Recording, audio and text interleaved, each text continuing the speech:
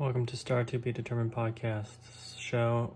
Dad doesn't have time for this. The show where I review things quickly and without preparation because that's just how we roll.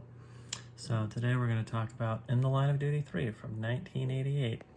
So before I begin, I just want to say, as shocking as this may be, this is actually my second take. And the reason being is because I accidentally thought this was Tiger Cage 3, not In the Line of Duty 3. And how can I make such a glaring mistake and admit to it? Well, because one, I want to be honest, and two, while I enjoy both series, there are a lot of similarities. There's overlap in the crew, and they were all from around the same time period, and they all kind of blur together. So there is that. So thoughts on In the Line of Duty 3. All in all, I'd say it had fairly solid action, fairly solid story. Word of warning to parents, this one's not for the kids. It had a fairly explicit sex scene hiding in the middle that I wasn't expecting based off of the previous movies, but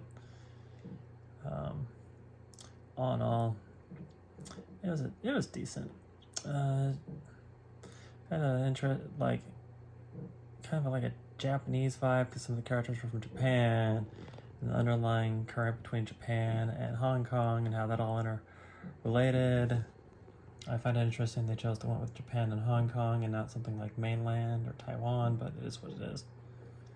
The idea of some sort of rebel army rising up in Japan seems kind of silly to me, but it is what it is. When they were talking about the Red Army, half the time I thought they were talking about the Communist Army, but they were clearly from Japan, so not Chinese communists, but it is what it is.